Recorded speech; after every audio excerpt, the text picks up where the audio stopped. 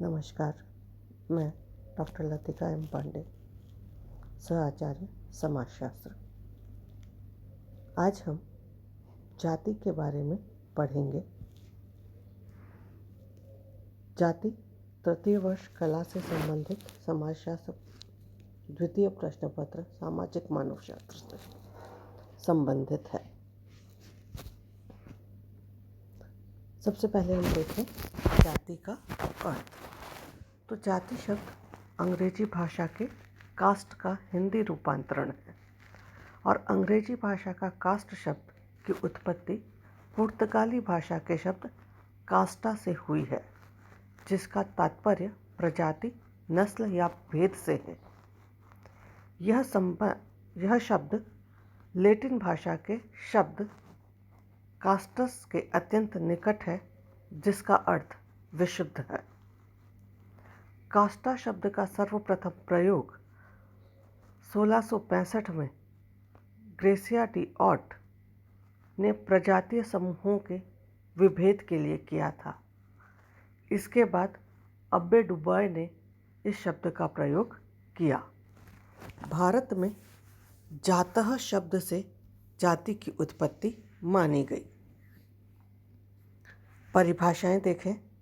सबसे पहले देखें मजूमदार और मदान की परिभाषा। बहुत सिंपल और बहुत सरल परिभाषा है। जाति एक बंद वर्ग है। बंद वर्ग इसलिए क्योंकि जाति को आप अपने आजीवन में परिवर्तित नहीं कर सकते हैं, क्योंकि यह जन्म पर आधारित है। तो जिस जाति में आपका जन्म हो गया, आप आजीवन उसके सदस्य बने रहते हैं। दूसरी परिभाषा देखें हर्बर्ट रिजले की।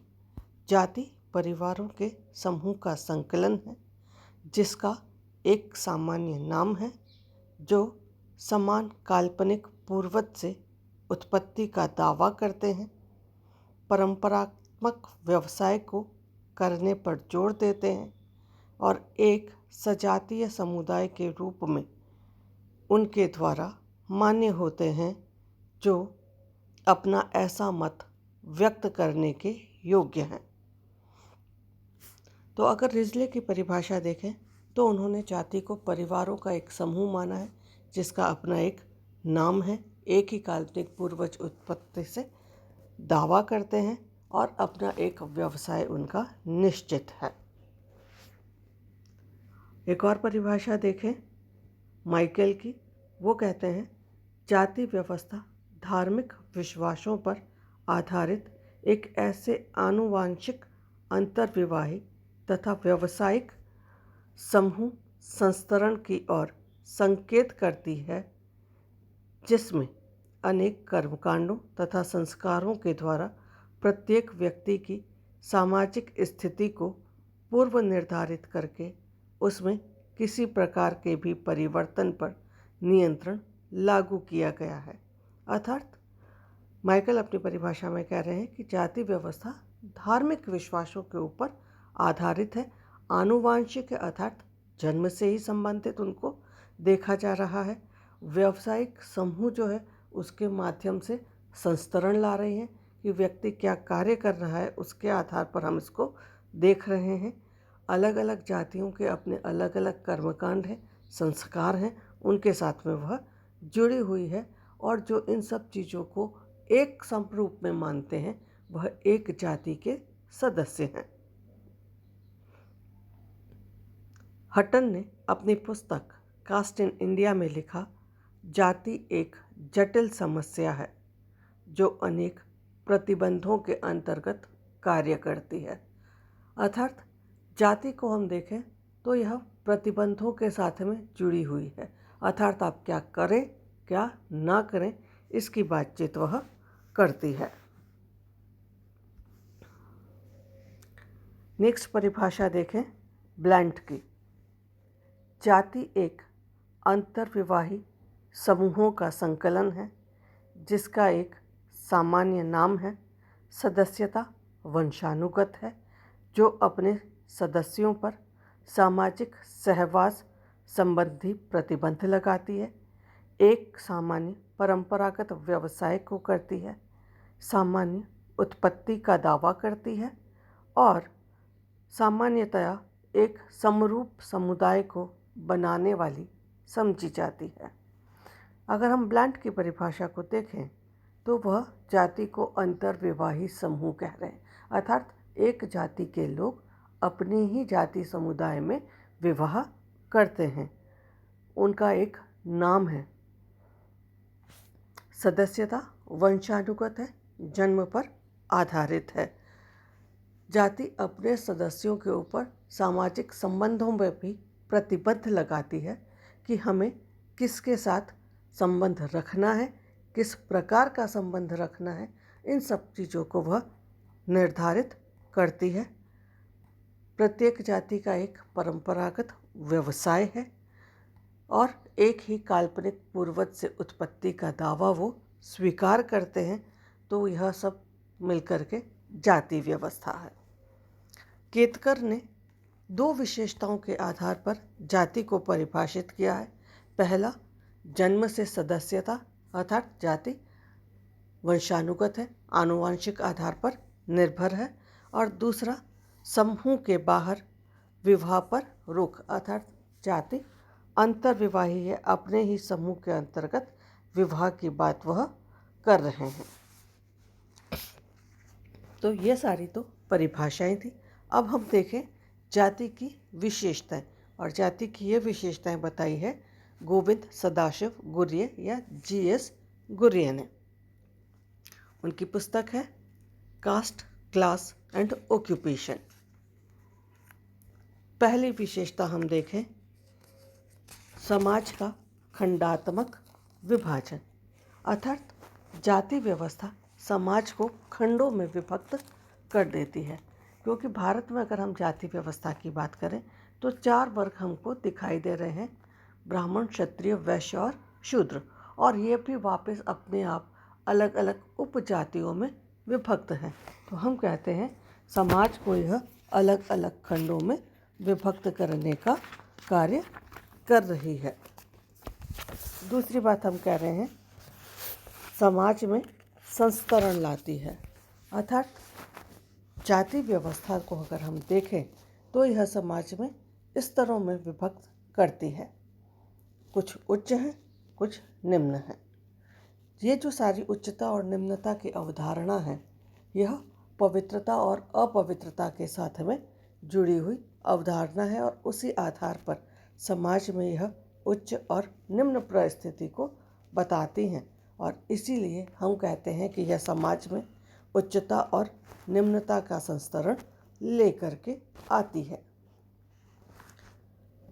तीसरी बात कहें खान पान और सामाजिक व्यवहार पर प्रतिबंध।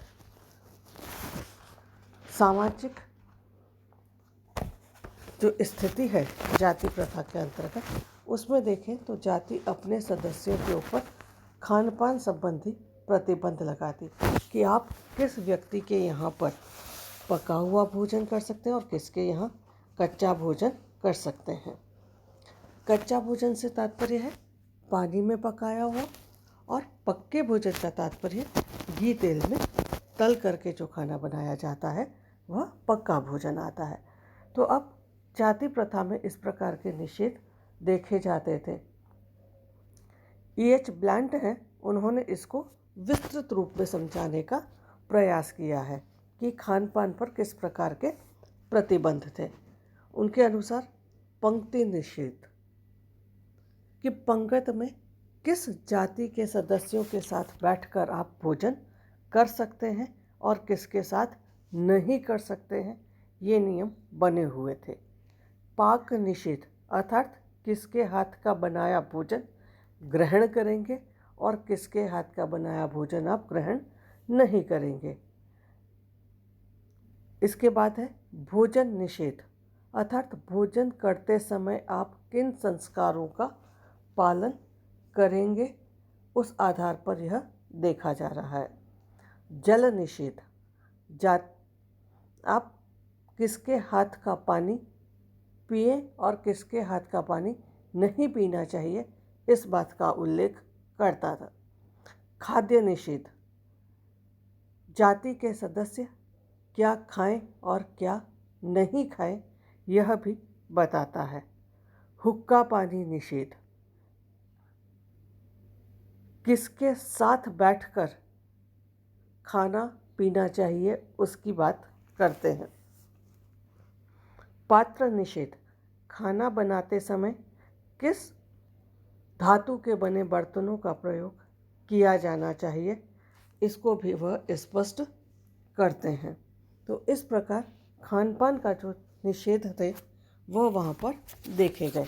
इसी आगे देखें हम तो सामाजिक जो संबंध हैं उनके ऊपर भी प्रतिबंध की बातचीत की गई है।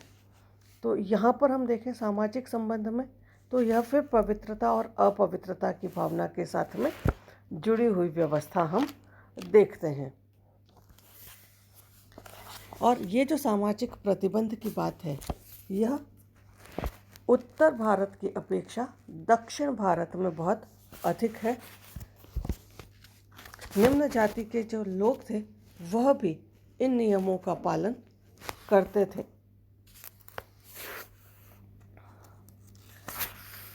नेक्स्ट विशेषता देखें, जातियों के धार्मिक तथा नागरिक विशेषाधिकार।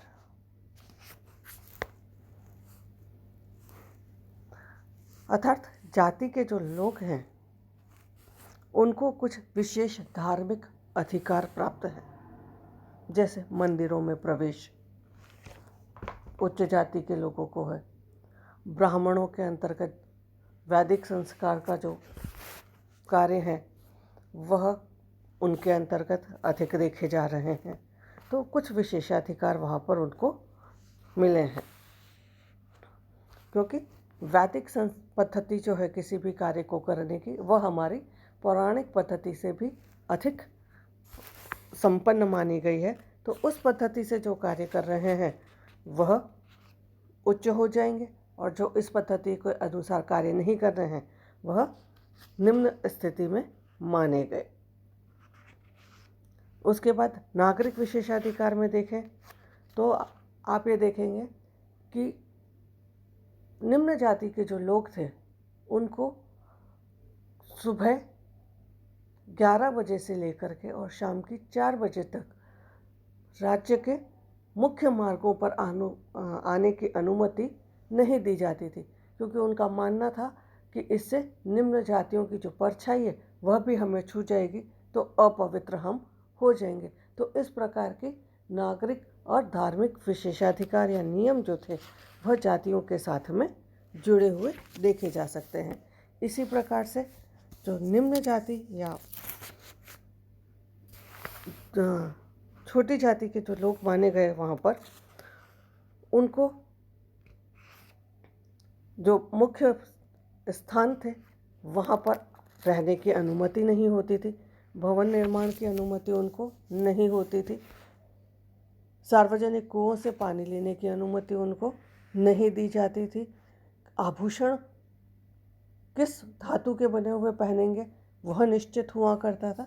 तो इस प्रकार से अनेक प्रकार के जो विशेषाधिकार थे वह उच्च जातियों के साथ में जुड़े हुए थे और निम्न जातियों पर वह प्रतिबंधित थे। नेक्स्ट विशेषता को उन्होंने बताया है व्यवसाय के स्वतंत्र चुनाव का अभाव। अर्थात प्रत्येक जाति का परंपरागत व्यवसाय जो था वह निश्चित था, व्यक्ति को अपनी ही जाति के उस व्यवसाय का चुनाव करना होता था और उसी के अनुरूप कार्य करना होता था। वह स्वतंत्र होकर के अपनी इच्छा से किसी और व्यवसाय को चुन नहीं सकता था। लास्ट, अंतर जातीय विवाह पर प्रतिबंध। अर्थात एक जाति के सदस्य को अपने ही जाति समूह के अंतर्गत विवाह करना अनिवार्य था। अगर वह अपनी जाति के बाहर विवाह करता था तो उसे जाति से बहिष्कृत कर दिया जाता था। जाति की विशेषताओं को और देखें तो एन के दत्ता हैं, उन्होंने भी जाति की कुछ विशेषताएं बताई हैं, उसको हम देखते हैं। पहला, जाति के सदस्य अपनी जाति से बाहर विवाह नहीं कर सकते। अर्थात जाति के सदस्यों को अपनी ही जाति में विवाह करना होगा। दूसरी बात, विभिन्न जातियों के बीच खान पान संबंधी प्रतिबंध होते हैं। पहले मैंने आपको इसको स्पष्ट किया है। तीसरी बात उन्होंने कही, जातियों के व्यवसाय निश्चित होते हैं। चौथा, जातियों में उच्च और निम्न का संस्तरण पाया जाता है। नेक्स्ट, जन्म ही जाति का निर्धारण करती है, अर्थात जाति की सदस्यता आपको जन्म से ही प्राप्त हो जाती है। सामान्य रूप में हम कहें तो हम कहते हैं कि जाति प्रदत्त परिस्थिति है, आप इसे बदल नहीं सकते हैं। जाति के नियमों को तोड़ने पर ही जाति से बहिष्कृत किया जाता है। आप जिस जाति में पैदा हुए, अगर आप उस जाति के नियमों को अनुसरण नहीं करते हैं, उनका पालन नहीं करते हैं, तो जाति के सदस्य आपको अपनी जाति से बाहर कर सकते हैं। नेक्स्ट, संपूर्ण जाति व्यवस्था ब्राह्मणों की श्रेष्ठता पर आधारित है, कि ब्राह्मण जो है वह उच्च है, उन्होंने अपने आप को श्रेष्ठ माना है, और इसके ऊपर ही यह संपूर्ण जो व्यवस्था है वह हम देख सकते हैं। तो जाति की जो व्यवस्था है वह ब्राह्मणों की श्रेष्ठता पर आधारित है, और वहीं से उच्चता और निम्नता की बात आती है और संस्तरण को हम देखते हैं। नेक्स्ट देखें, जाति व्यवस्था के या जाति के कार्य। 3 आधारों पर जाति कार्य को हम देखेंगे, व्यक्ति के लिए, अपने समुदाय के लिए, और तीसरा समाज के लिए या राष्ट्र के लिए। सबसे पहले देखें हम व्यक्ति के लिए कार्य। तो सबसे पहली जो व्यक्ति के लिए कार्य करती है जाति, उसको हम कहें तो वह मानसिक सुरक्षा प्रदान करने का कार्य करती है। हटन ने कहा ही है कि जाति व्यवस्था अपनी जाति के सदस्यों की जीवन की सभी बातों को निर्धारित कर देती है। उसके लिए यह तय कर देती है कि वह किस प्रकार की शिक्षा प्राप्त करे, कैसा व्यवसाय करे, क्या उसका खान पान होगा, क्या वेशभूषा होगी, विवाह का क्षेत्र क्या है, जीवनचर्या उसकी कैसी होगी, किससे उसका संपर्क रहना चाहिए, उसकी आर्थिक स्थिति कैसी रहेगी, क्या उसको विशेषाधिकार हैं, क्या उसको राजनीतिक अधिकार मिलेंगे। तो ये सारे निर्णय जाति व्यवस्था उसके लिए प्रस्तुत कर देती है। तो उसको अपने किसी भी कार्य के बारे में ज़्यादा सोचने की आवश्यकता नहीं होती है। तो जीवन पर्यंत एक मानसिक सुरक्षा जो है उसके लिए है कि उसे क्या कार्य करना है, किस प्रकार करना है, यह सब पहले से ही निश्चित वहाँ पर हो जाता है।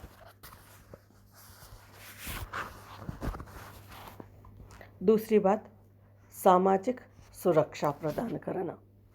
जाति अपने सदस्यों को सामाजिक सुरक्षा भी प्रदान करती है।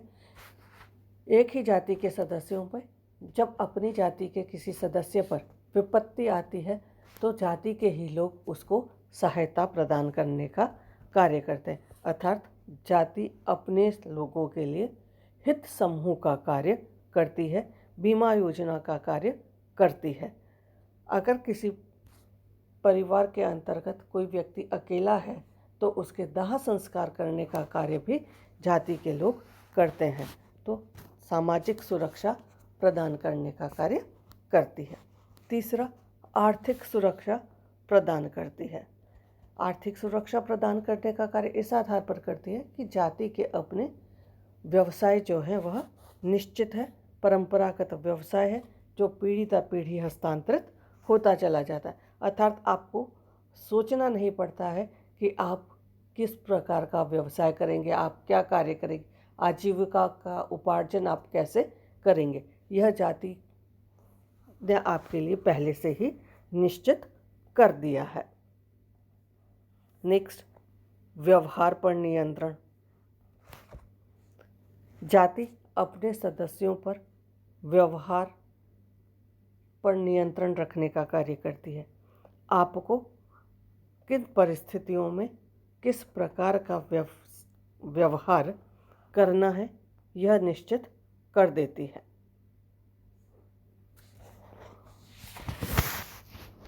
और जब सदस्य जातिगत नियमों के विरुद्ध किसी प्रकार का कार्य करते हैं तो वह उसे दंडित करने का कार्य भी करती है। नेक्स्ट, वैवाहिक सुरक्षा प्रदान करने का कार्य। हमने कहा कि जाति अंतर्विवाही समूह है, अर्थात जाति अपने ही समूह में विवाह करती है। जो व्यक्ति जिस जाति में जन्म लेता है उसी जाति समूह में विवाह करता है। तो आपके लिए कि आपको अपना जीवन साथी किस समूह से प्राप्त करना है उसका भी निर्धारण जाति के अंतर्गत कर दिया जाता है। तो हम कहते हैं कि जन्म से लेकर के व्यक्ति की मृत्यु तक जाति व्यवस्था उसके लिए मानसिक सुरक्षा प्रदान करती है, सामाजिक सुरक्षा प्रदान करने का कार्य करती है।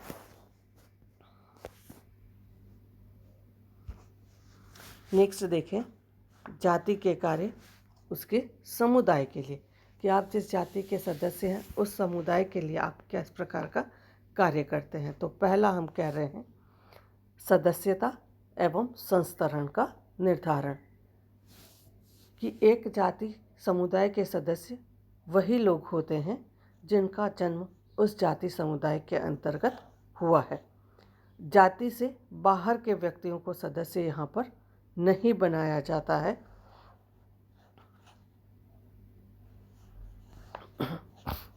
और जाति जो है वह अपने सदस्यों का संस्तरण भी निर्धारित करती है कि आप किन जातियों से उच्च हैं और किन जातियों से निम्न हैं।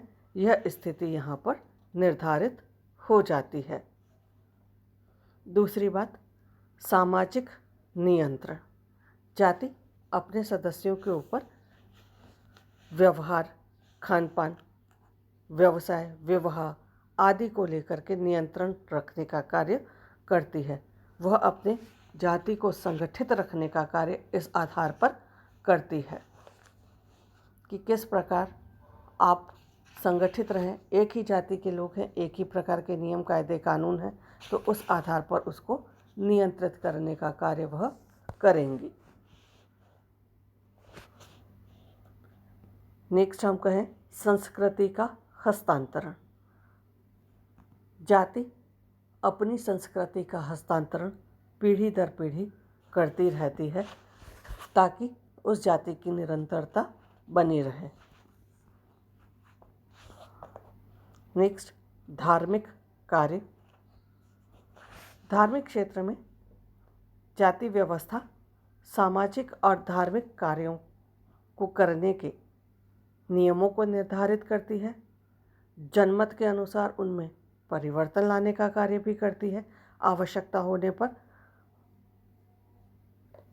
कुछ जातियों ने इसी आधार पर पर्दा प्रथा, शाकाहारी भोजन, महिलाओं को घर से बाहर जाकर काम करने, विधवा पुनर्विवाह पर रोक, अपवित्र व्यवसाय को छोड़कर अन्य व्यवसाय को अपनाना, इसके लिए कार्य किए हैं।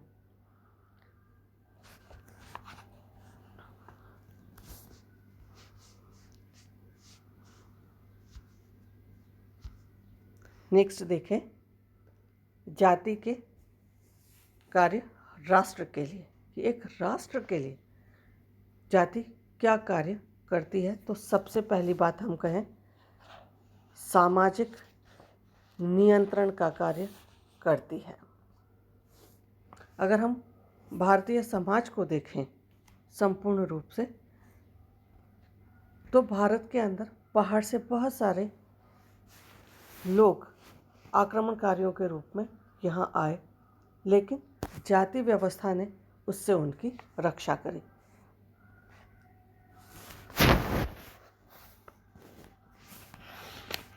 जाति व्यवस्था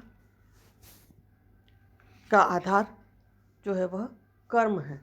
कर्म के सिद्धांत को धार्मिक मान्यताओं के आधार पर निर्धारित और निर्देशित किया है। तो जाति के सदस्य अपने अच्छे और बुरे कर्मों का संबंध अलौकिक शक्ति के साथ स्वीकार कर लेते हैं और वे अपनी वर्तमान परिस्थिति, भूमिका, व्यवसाय, लाभ हानि, यश अपयश, जीवन मरण आदि को ईश्वर की देन मान करके स्वीकार कर लेते हैं और उस आधार पर जो कार्य उनकी जाति के लिए निर्धारित किए गए हैं वह उन कार्यों के साथ में करते रहते हैं, जिससे समाज में एक व्यवस्था बनी रहती है। दूसरा, सामाजिक स्तरीकरण। समाज को व्यवस्थित और संगठित रखने के लिए सामाजिक स्तरीकरण आवश्यक है। स्तरीकरण के माध्यम से व्यक्ति का समाज में स्थान तय है। जातिगत स्तरीकरण के अंतर्गत देखें तो व्यक्ति का जो व्यवसाय है उसके आधार पर उसकी परिस्थिति को निर्धारित किया गया है, समाज में उसके स्तर को निर्धारित किया गया है और इसी के आधार पर सामाजिक व्यवस्थाएं आपस में एक दूसरे से जुड़ी हुई रहती हैं। तीसरी बात कहें, सामाजिक एकीकरण। जाति व्यवस्था के कारण ही हिंदू समाज में एकता और सुरक्षा विद्यमान है। बाहर से कई सारे आक्रमणकारी आए यहाँ पर, लेकिन फिर भी इस जाति व्यवस्था ने हिंदुओं में एक एकीकरण का कार्य किया है। आर्थिक कार्य,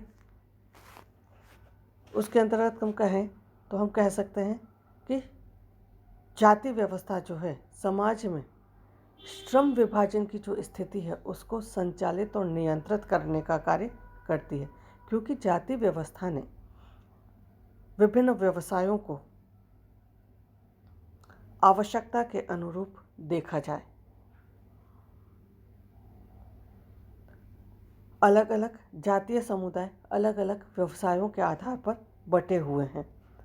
प्राचीन भारत के अंतर्गत देखा जाए तो जजमानी प्रथा जो थी वह विद्यमान थी और इस जजमानी प्रथा के माध्यम से उत्पादन, उपभोग, वितरण और विनिमय का जो कार्य था वह वहाँ पर चलता रहता था और जातिगत व्यवसाय जो था वह निश्चित होने के कारण हर व्यक्ति के लिए जीविकोपार्जन निश्चित था। वह व्यक्ति अपने जातिगत व्यवसाय को सीख करके और अपनी आजीविका कमाकर और परिवार का लालन पालन करने में सक्षम हो जाता था। नेक्स्ट, संस्कृति का हस्तांतरण। किसी भी समाज की संपन्नता और संस्कृति की निरंतरता के लिए आवश्यक है कि उसकी विशेषताओं को एक पीढ़ी से दूसरी पीढ़ी को हस्तांतरित किया जाए। तो जाति जो है वह अपनी संस्कृति, अपने समुदाय की संस्कृति को एक पीढ़ी से दूसरी पीढ़ी को हस्तांतरित करती है, परिवार के माध्यम से, अपने समूह के माध्यम से, अपने जातिगत संगठनों के माध्यम से वह इसका हस्तांतरण करने का कार्य करती हैं। नेक्स्ट, जाति के दुष्कार्य। जाति बहुत कुछ अच्छे कार्य कर रही है, बहुत कुछ व्यवस्था हम कह रहे हैं समाज की बनाए रखती है, लेकिन जाति के कुछ दुष्परिणाम भी हमको देखने को मिलते हैं। उनको हम देखें तो सबसे पहले कहें जन्मजात असमानता। हमने देखा कि जाति व्यवस्था जन्म से ही प्राप्त हो जाती है कि व्यक्ति इस जाति का सदस्य है, उच्च जाति का सदस्य है या निम्न जाति का सदस्य है, तो उस आधार पर हम देख रहे हैं। तो जन्मजात असमानता जो है वह जाति के अंतर्गत विद्यमान है। दूसरी बात, अस्पृश्यता को जन्म। जाति जो है वह उच्चता और निम्नता पर आधारित है, तो जातिगत जो व्यवस्था है वह अस्पृश्यता को जन्म दे रही है। तीसरी बात, व्यक्ति की कार्यकुशलता में बाधक। व्यक्ति के लिए जातिगत व्यवसाय को ही चुनना आवश्यक माना गया।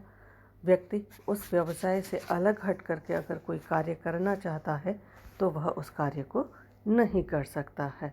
व्यावसायिक गतिशीलता में बाधक, अपने व्यवसाय को परिवर्तित नहीं कर सकता है और जो कुछ व्यवस्था चली आ रही थी उसी व्यवस्था के अनुरूप उसको कार्य करना है। एकता में बाधक। जाति राष्ट्रीय एकता में बाधक की स्थिति के रूप में स्वीकार की गई है, क्योंकि यह उच्चता और निम्नता की बात जो है वह समाज के अंतर्गत लाती है, संस्तरण की बात को लेकर के आ रही है, इसलिए यह एकता में बाधक। लेकिन अगर अपनी ही जाति के अंतर्गत किसी प्रकार की समस्या उत्पन्न होती है तो वह एकता को मजबूत करने का कार्य करती है। लास्ट, संकीर्णता की भावना का विकास। जाति जो है वह संकीर्णता की भावना के साथ में जुड़ी हुई है। अपने ही समूह या अपने ही जातिगत हितों के साथ जुड़ करके कार्य करती है तो वह संकीर्णता की भावना को विकसित करती है। विद्यार्थियों, यह जाति से संबंधित अध्याय है जिसको आपने अभी यहाँ पर सुना। इसके संबंध में आपको कोई भी समस्या हो तो आप मुझसे संपर्क कर सकते हैं। धन्यवाद।